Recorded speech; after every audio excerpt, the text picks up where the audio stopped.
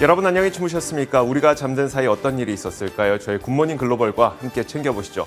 자, 보시는 것처럼 지난 밤새 미국 시장은 상당히 강력한 움직임을 보였습니다. 3대 지수 모두 상승권에서 마감이 됐고요. 다우존스 산업지수와 S&P 500 지수는 이날 다시 한번 사상 최고치를 기록한 채 마감이 됐습니다. 나스닥 지수도 사상 최고치는 아니지만 거의 장중 한때 1% 넘는 상승폭을 기록할 정도로 상당히 강력한 움직임을 보였고요. 결국 나스닥 마감 종가는 0.9% 상승한 채 마감이 됐습니다. 자, 그러면 이렇게 시장이 강력하게 상승했었던 가장 큰 요인은 무엇이었을까? 바로 테슬라인데요. 자, 올 초부터 테맨을 외치면서 천슬라를 기대했던 분들이 이제 드디어 좀 만족스러울 때가 된 것 같습니다. 테슬라의 시가총액이 1조 달러를 넘어섰고요. 그리고 주가도 1,000달러를 넘어선 채 마감이 됐습니다. 잠시 후에 저희가 여러 가지 이야기를 통해서 이 테슬라에 대한 이야기는 자세하게 해드리도록 하겠고요. 자, 테슬라가 이렇게 강력한 모습을 보이면서 시장 전반적으로 분위기도 좋았습니다. 어떤 일들이 있었는지 자세한 내막은 이 전채린 앵커가 전해드립니다. 네, 10월의 마지막 월요일 거래를 마치고 돌아왔습니다. 월요일 미국 증시는 이번 주 빅테크 기업들의 실적 발표를 앞두고 상승 흐름을 이어갔습니다. 오늘 장 마감 직후에는 페이스북의 실적이 전해졌는데 잠시 후에 정리를 해드리도록 하겠고요.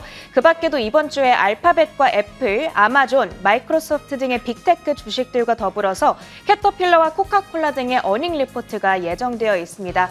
여기에 대한 강한 기대감 덕분에 미국 증시는 계속해서 강세를 이어가는 흐름이었습니다. 현 시점에서 이번 실적 시즌의 성적표를 잠시 점검해 보자면 지금까지 S&P 500 기업 가운데 약 120개 기업이 성적표를 발표했고요. 이들 가운데 84%가 어닝 비트를 달성했습니다. 그러면서 지지난주부터 이어지고 있는 강세 흐름에 계속해서 힘을 실어주고 있는 양상입니다. 한편 지난주에 실적을 전해줬던 테슬라의 움직임이 오늘 상당히 눈에 띄었습니다. 우선 모건 스탠리에서 목표가를 900달러에서 1200달러로 상향했다라는 소식과 더불어서 렌터카 업체인 허츠가 테슬라의 차량 10,000대를 주문할 거다라는 뉴스까지 전해지면서 테슬라의 주가가 오늘 12%나 급등을 해가는 양상이었고요. 나스닥 지수의 상승분을 주도해가는 모습이었습니다. 한편 오늘 발표된 경제지표가 한 가지 있었는데요. 다소 부진하게 발표가 됐지만 다행히 시장으로의 영향은 그렇게 크지 않았습니다. 9월 전미활동지수가 마이너스 0.13으로 집계되면서 팩트셋의 예상치였던 0.35보다 훨씬 낮은 수준으로 발표가 됐습니다. 그리고 마이너스를 나타내고 있기 때문에 미국의 경제가 역사적인 평균 추세보다 느리게 성장하고 있다라는 의미로 해석을 해봐야겠습니다. 그렇다면 이런 재료들에 따라서 섹터별 업앤다운 현황은 어떻게 되는지 확인해 보도록 하겠습니다. 오늘 가장 크게 급등을 했던 섹터는 바로 임의소비재 시클리컬 섹터였는데요. 2% 이상 급등을 했고요. 이 급등분을 모두 테슬라가 주도했다고 봐도 과언이 아닐 것 같습니다. 그 뒤로도 에너지와 자재 강하게 상승을 했고요. 반면 유틸리티가 0.5% 안팎의 낙폭을 기록하면서 가장 약한 흐름을 나타냈습니다. 에너지 섹터 내에서는 유가 상승에 힘입어서 대부분의 종목들이 상승을 했고요. 그 안에서도 옥시덴탈 페트롤리움이 조금 더 탄력적으로 움직이는 모습이었습니다. 또 자재 섹터 내에서는 프리포트 맥모란, 철강 기업인 뉴코 등과 같은 종목들이 강세를 시현했습니다. 빵주 가운데에서는 페이스북에 한 가지 소식이 있었는데요. 내부 고발자의 서류가 추가적으로 나왔다라는 소식이 있었습니다. 지난해 말 미국이 대선을 치를 당시에 음모론과 가짜뉴스 확산에 대한 경고를 묵살하고 방치했다라는 뉴스가 담겨 있었고요. 이 소식에 장 초반에 1% 이상의 낙폭을 기록한 채 움직이고 있었지만 장 마감 들어서 이 낙폭을 모두 만회하고 오히려 플러스권에서 거래를 마치는 모습이었죠. 아무래도 실적에 대한 기대감 때문이었을 것 같습니다. 조금 전에 발표된 실적을 정리해드리겠습니다. 일단은 매출이 다소 실망스럽게 발표가 됐고요. 거기다가 더불어서 오는 4분기에 대한 매출 가이던스 역시 전문가 예상치를 밑도는 수준으로 실망스럽게 예상을 하고 있습니다. 그렇지만 투자자들은 현재 그보다는 강한 EPS에 주목을 하고 있는 것으로 보이는데요. EPS가 3.22달러로 컨센서스였던 3.19달러를 상회하게끔 발표가 됐습니다. 이 소식이 전해지면서 현재 페이스북의 주가는 시간외 거래에서 오름세를 나타내고 있고요. 내일장에서의 주가 반응 역시도 확인해 보셔야겠습니다. 다음으로는 마스터카드도 특징주 가운데 확인해 보도록 하겠습니다. 암호화폐 결제 서비스를 준비 중이다라는 뉴스가 전해졌는데요. 마스터카드의 네트워크에 묶인 은행들 그리고 각종 가맹점에서 암호화폐를 통해 결제를 하고 또 앞으로 포인트를 쌓을 수 있게 될 것으로 보입니다. 이 소식이 전해지면서 0.7%가량 주가 오름세를 나타냈습니다. 마지막으로는 모더나까지 확인해 보도록 하겠습니다. 자사의 코로나19 백신이 6에서 11세 사이의 아동에게서 강력한 면역 반응이 나왔다라는 실험 결과를 전해줬고요. 이번 자료를 조만간 FDA와 유럽의약청에 제출하겠다고 발표를 하면서 모더나의 주가 역시도 오늘 급등으로 전개가 됐습니다. 마지막으로 상품 선물 시장 흐름까지 체크해 보도록 하겠습니다. 먼저 국제 유가 확인해 봐야겠습니다. 어젯밤에 속보를 보신 분들 많이 계실 것 같은데요. 우리 시간으로는 지난밤 10시에서 11시 사이쯤 국제 유가가 WTI 가격이 배럴당 85달러 선을 넘겨 세우면서 7년 내 최고가 수준을 다시 한번 갈아치우는 모습이었습니다.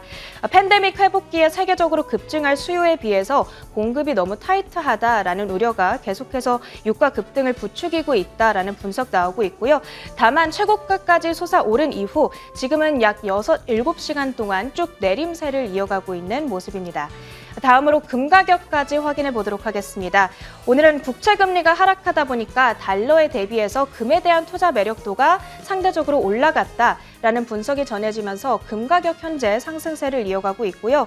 더불어 최근 시장에 꾸준한 화두로 자리 잡고 있는 인플레이션에 대한 우려 역시도 금에 대한 수요를 높이고 있다는 분석도 전해지고 있습니다. 그렇지만 전반적으로는 위로도 아래로도 크게 움직이고 있지는 않는 모습이고요. 현재는 온스당 0.67% 상승하면서 1,808달러 수준 가리키고 있습니다. 미국장 마감 상황 정리해드렸습니다.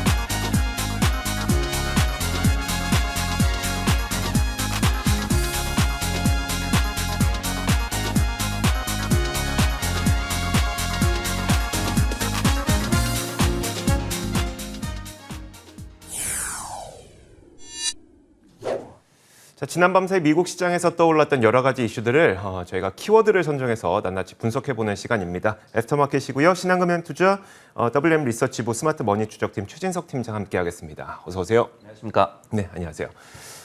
첫 번째 키워드부터 공개하겠습니다. 첫 번째 키워드는 바로 이겁니다. 혁신 이즈 뭔들이라는 키워드고요. 캐시우드랑 잭도시의 얼굴이 보여요. 잭도시는 얼마 전에 이제 하이퍼 인플레이션에 대한 얘기를 했었고, 캐시우드는 이에 대해서 좀 일침을 가는 얘기를 어제 했던 것 같더라고요. 네. 네, 이제 혁신 이즈 뭔들이라고 해서 혁신이면은 뭔들 나쁘겠느냐 이런 뜻으로 원래는 좀 해석이 되는데 여기서는 혁신이 있으면은 뭔들 해결을 못 하겠느냐 이런 뜻으로 제가 키워드를 한번 설정을 해봤습니다. 네. 말씀해 주셨듯이 지난주에 잭도시 트위터 CEO가 하이퍼 인플레이션에 대한 이 경고를 했죠. 그런데 이 돈나무 언니로 잘 알려진 캐시우드가 과거에 인플레이션을 좀 억제시켰던 통화 유통 속도 하락세가 지속되고 있다는 점을 근거로 디플레이션을 오히려 주장하고 있어서 이 상반된 의견을 좀 소개해 드릴까 합니다. 캐시우드는 이 밖에도 세 가지의 근거를 좀 들었는데요. 첫 번째로 여기서 바로 이제 혁신이 나옵니다. 기술적으로 가능해진 혁신이 가장 강력한 디플레이션 요인이다라고 얘기를 했는데요. 결국은 이제 이 비용이 줄어들면서 이 가격이 상승하는 것을 혁신이 막아줄 것이다. 이렇게 이해를 하시면 좋을 것 같습니다. 그러면서 특히 AI에 굉장히 주목을 했는데요. 향후 5에서 10년간의 AI가 각종 산업을 바꿀 것이다라고 얘기를 했습니다. 두 번째로 반면에 이제 혁신 투자 대신에 단기적으로 주주를 만족시키는 데 주력해왔던 기업들이 또 부채 상환을 위해서 싸게 이 제품을 팔아야 할 것이다라고 얘기를 했습니다. 이런 부분들이 또 한번 가격 하락세를 견인할 것으로 내다봤고요. 세 번째로는 이제 경기 순환적인 요인이었습니다. 팬데믹발 수요 급증에 부합하기 위해서 지금 이 필요의 이상으로 주문을 좀 과도하게 하고 있는 상태라고 캐시우드는 분석을 했는데요. 그러면서 연말 쇼핑 시즌이 지나가게 된다면은 이 같은 부분도 좀 재고가 쌓이는 부분으로 또 연결이 되게 되고 그러면서 가격이 하락할 수 있다라고 분석을 했습니다. 사실 잭 도시는 트위터를 창업했고요. 또 스퀘어를 창업한 굉장히 혁신적인 기업가 아니겠습니까? 네. 혁신적인 기업가는 오히려 하이퍼 인플레이션을 얘기하고 있고 반면에 혁신 투자가인 캐시우드는 디플레이션을 얘기하고 있고 참 누구 말을 믿어야 될지 어렵긴 한데 어쨌든 캐시우드가 이번에 일침을 가한 마당에 그럼 캐시우드는 인플레이션 걱정을 안 하고 있는 사람이기 때문에 어떤 식으로 포트폴리오를 최근에 조정하고 있는지도 궁금한데요. 한 세 가지 정도로 이 종합을 해볼 수가 있을 것 같더라고요. 네. 최근에 이 올해 초부터 줄여왔던 애플 이 주식을 포지션을 모두 다 이제 정리를 했습니다. 이거를 두고 더 스트릿에서는 이렇게 해석을 했더라고요. 이 캐시우드 기준에는 애플이 성장주가 아니다. 그러다 보니까 이제 더욱더 공격적으로 나서려는 그런 움직임이다라고 해석을 했고요. 그리고 이제 두 번째로는 테슬라는 오히려 좀 꾸준히 팔고 있었습니다. 지난 목요일에도 46,000주 정도를 매도를 했는데 대신에 이 모바일 게임 플랫폼인 스키즈라는 회사의 이 주식을 210만 주를 매수를 했습니다. 역시 테슬라도 뭐 성장주기는 하지만은 더욱더 이 업사이드가 큰 종목으로 좀 갈아타는 움직임으로 해석할 수가 있겠고요. 세 번째로는 이 비트코인 선물 ETF에 캐시우드가 투자를 안 하고 넘겼죠. 여기에 대해서 시장에서도 굉장히 좀 의구심을 품었었는데 우드는 이제 여기에 대해서 약간의 뭐 세금 영향도 좀 감안을 했고 그리고 콘텐고 선물 가격이 더 높아지는 현상을 얘기를 하죠. 즉 선물 고평가가 일어날 수 있다는 점을 좀 우려하고 있다라고 얘기를 했습니다. 이런 이 세 가지의 좀 최근의 투자 전략의 변화를 좀 갖고 오고 있는 상황이고요. 그리고 이제 비트코인 선물 ETF와 관련을 해서는 아크인베스트에서도 자체적으로 선물 ETF, 비트코인 선물 ETF를 지금 신청을 해놓은 상태이기 때문에 네. 자신들은 지금 출시된 거에는 투자를 안 한다 이렇게 해석할 수가 있겠습니다. 캐시우드는 그러니까 남들이 지금 들어가고 있는 성장주는 나는 안 들어간다. 나는 네. 지금 바닥에 있는 성장주 고를 것이다. 뭐 이런 식의 포트폴리오 굉장히 공격적으로 포트폴리오를 구성하고 있는 것으로 보입니다. 자, 다음 키워드 보겠습니다. 다음 키워드는 바로 이겁니다. 자, 많은 분들이 기다리셨던 천슬라가 이제 드디어 탄생을 했습니다. 올 초에 정말 많은 분들이 태맨을 외쳤었거든요. 태맨 이렇게 외쳤었는데 그때는 사실 천슬라 달성이 안 됐었는데 지난 밤 사이에 결국은 가뿐하게 천슬라가 탄생이 됐습니다. 자, 테슬라의 시가총액이 1조 달러를 또 돌파하게 됐는데요. 주가도 $1,000를 돌파했습니다. 1조 달러를 돌파한 미국 기업들은 최근 기록으로 봤을 때 뭐 애플과 마이크로소프트, 아마존과 알파벳, 그리고 페이스북 이 정도 기업이 있기 때문에 사상 6번째로 테슬라가 1조 달러를 돌파한 거고요. 뭐 지금 현재 단계에서는 페이스북이 1조 달러 돌파했다가 약간 부진한 상태여서 5번째 1조 달러를 돌파한 이 기업이기도 합니다. 자, 어쨌든 어떤 뉴스가 있는지 한번 살펴보도록 하겠습니다. 자, 미국의 렌터카 업체인 허츠가 전기차 10만 대를 주문한다는 소식이 있었습니다. 자, 그러면서 테슬라의 주가가 13% 가까이 급등을 했고요. 1조 달러를 시원하게 돌파를 한 겁니다. 자, 이 내용은 블룸버그를 통해서 처음 나오게 된 것인데 허츠가 10만 대의 전기차를 2022년 말까지 받기로 했습니다. 올해 테슬라가 목표하고 있는 차량 전체 판매 대수가 약 90만 대 정도가 되죠. 자, 그러다 보니까 10만 대라고 한다면 이게 연간 판매량의 거의 한 10% 정도를 차지할 만큼 굉장히 큰 규모거든요. 그러다 보니까 주가도 10% 이상 크게 급등을 했습니다. 자, 이뿐만이 아니라 상당히 좋은 투자 의견도 나왔습니다. 모건 스탠리에서는 아담 조나스가 테슬라가 제조 공정상의 리더십이 뛰어나다면서 목표 주가를 $1,200로 높여 잡았고요. 그게 지난 금요일 주가가 $900에서 마감이 됐기 때문에 약 30% 정도의 추가 업사이드가 더 있다고 전망을 한 겁니다. 자, 모건 스탠리가 테슬라의 제조 공정상의 리더십이 뛰어나다고 표현한 거는 비용 절감 능력이 뛰어나다는 것을 의미하는데 새로운 전기차들이 경쟁적으로 출시되고 있지만 결국은 테슬라가 이 전기차 시장을 이끌어가게 될 것이다 라는 의미로 해석하시면 될 것 같습니다. 한 가지 뉴스가 더 있었는데요. 뭐였었냐면 유럽 자동차 분석 전문 기업인 자토 다이내믹스가 지난 9월 유럽 시장에서 테슬라의 모델 3가 사상 처음으로 전체 신차 판매 1위를 달성하는 순수 전기차로 등극했다는 분석을 또 내놓기도 했습니다.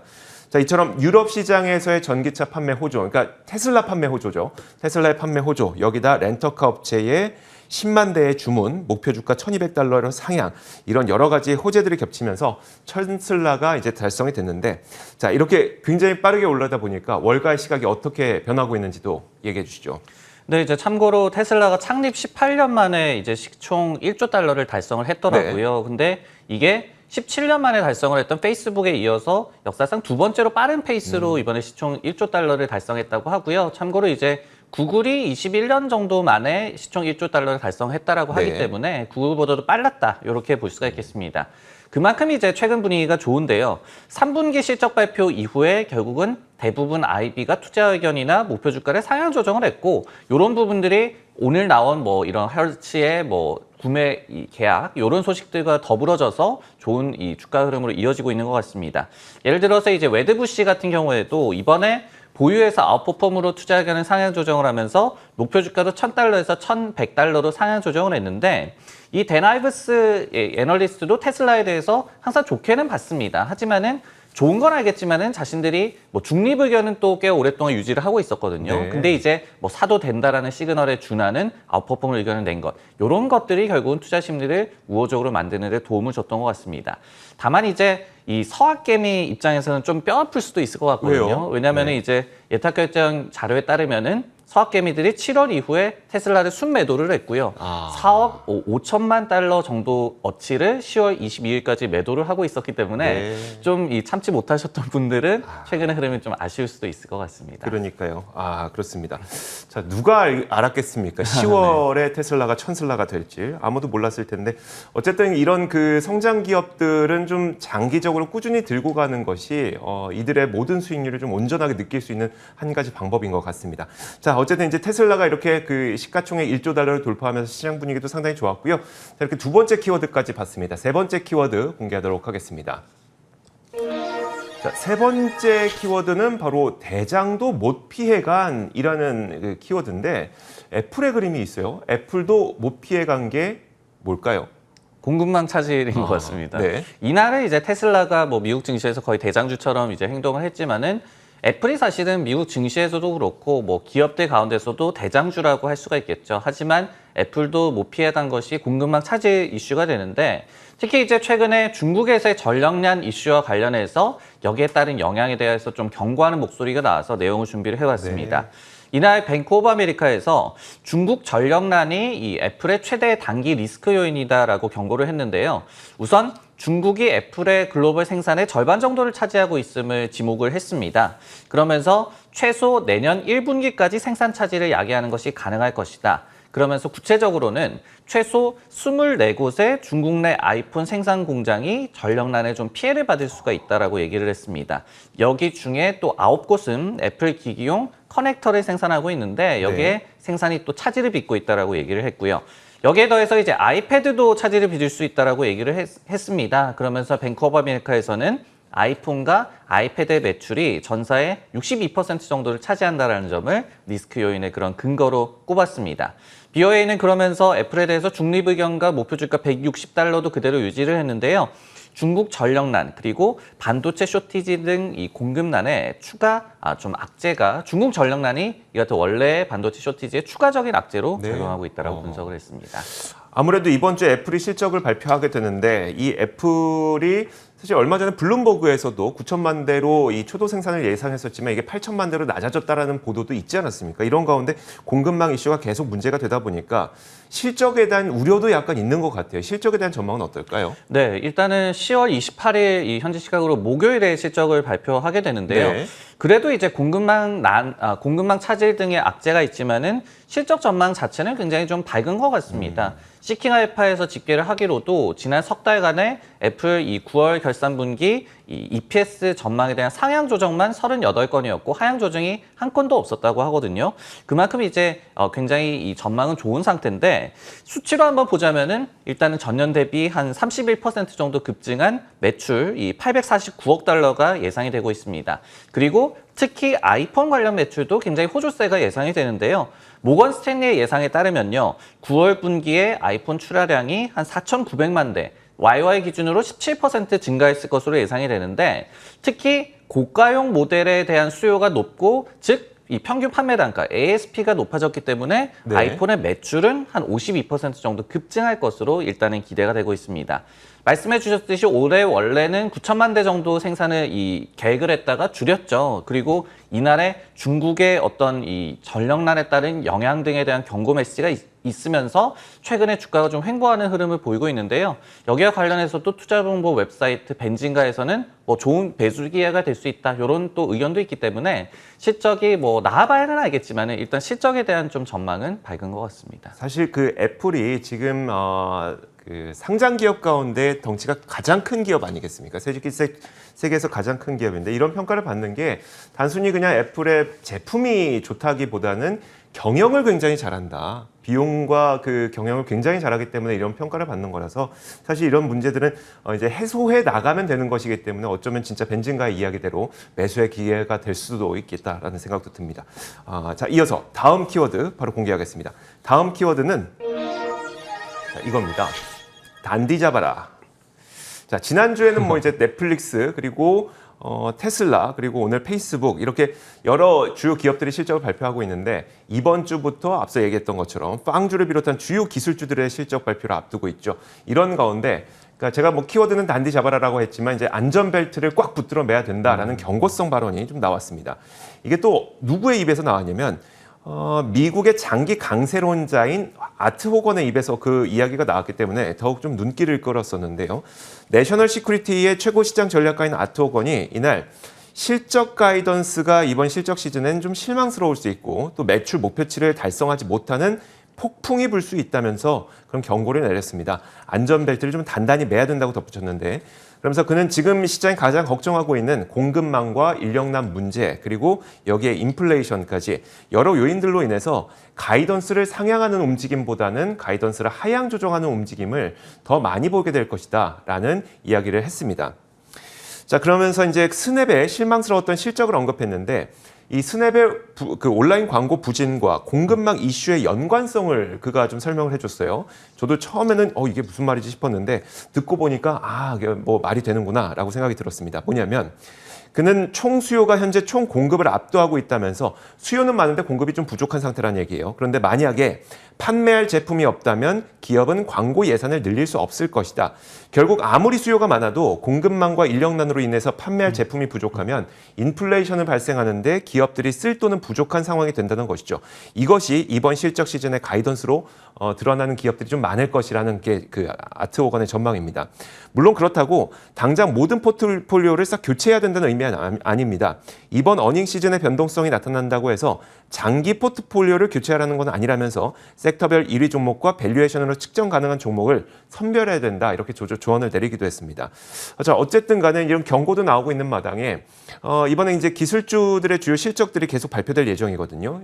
이번 실적 시즌에서 가장 주의해야 될 점이 있다면 어떤 걸 꼽을 수 있을까요? 네, 이제 오늘도 애플의 중국 전력난 관련한 영향에 대한 경고 메시지를 제가 뭐 전해드렸지만은 네. 결국 이제 반도체 쇼티지 외에도 공급망 차질이 좀 광범위하게 이제 영향을 끼치고 있다. 이런 관련된 경영지 언급을 이번 주에도 좀 주시를 해야 될 것 같습니다. 예를 들어서 이제 스냅 같은 경우에도 경영진이 실제로 공급망 차질이라는 그런 언급을 했어요. 근데 네. 이 처음에 들으면은 스냅이 무슨 공급망 차질 그러니까요. 때문에 피해를 받느냐라고 생각할 수 있지만은 기사 내용에도 나왔듯이 기업들이 이제 공급망 차질 때문에 돈을 못 벌기 때문에 광고를 못 한다. 이런 부분까지 좀 생각해야 하는 고민이 많은 그런 또 실적 발표가 될 것 같습니다. 여기에 이제 기대가 큰 만큼 실망이 큰 법도 이런 것도 좀 감안해야 될 것 같은데요. 이것 때문에 이번 주를 앞두고 RBC 등의 IB에서도 진짜 테스트가 다가온다. 이번 주가 진짜 테스트가 될 것이다라고 얘기를 하고 있습니다. 그리고 이제 지금껏 워낙 좋았기 때문에 뭐 S&P 500 기업들의 뭐 80% 중반대가 비트를 하고 있고 그리고 EPS 증가율도 IOI 기준으로 30% 중반대가 나오고 있기 때문에 이렇게 굉장히 분위기가 좋을 때 한번 삐끗했을 때는 주가에 또 낙폭이 커질 수가 있다는 점. 인텔이나 스냅에 의해서도 저희가 봤잖아요. 네. 이런 부분들을 좀 감안을 하면서 이번 주에 실적이 대응하는 것이 좋을 것 같습니다. 알겠습니다. 자, 이렇게 지난 밤 사이 있었던 여러 가지 이슈를 4가지 키워드를 통해서 살펴봤습니다. 신한금융투자 WM 리서치부 스마트머니 추적팀 최진석 팀장과 함께했습니다. 고맙습니다.